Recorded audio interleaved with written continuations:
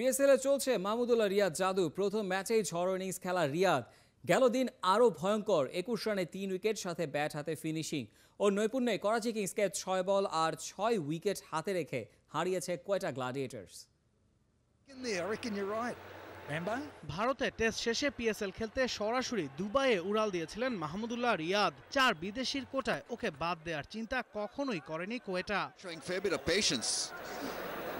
কেন করাচি ম্যাচে সেটার যেন প্রমাণ দিলেন রিয়াদ। পাওয়ার প্লেতে 50 তোলা করাচিকে প্রথমে ব্যাকফুটে ঠেলেন মাহমুদুল্লাহ। উইকেটটাও পরম আরাধ্য কুমার সাঙ্গাকারার। তৃতীয় ওভারের 2 নম্বর বলে প্যাভিলিয়নে ফেরালেন বাবর আজমকে। ফ্লাইট না বুঝে খেলা সুইপে মৃত্যু ঘণ্টা বাজল inform ওপেনারের।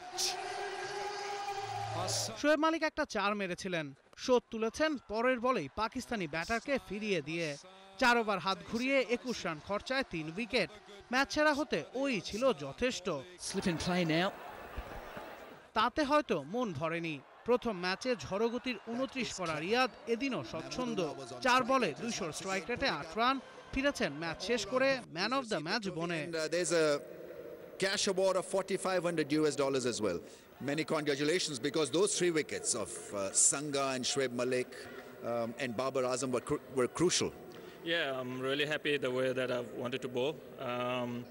Happy to contribute for the team. So I think wicket was needed at that point of time. So really happy. Nabil Kaisar, 71, the man of the match award winner.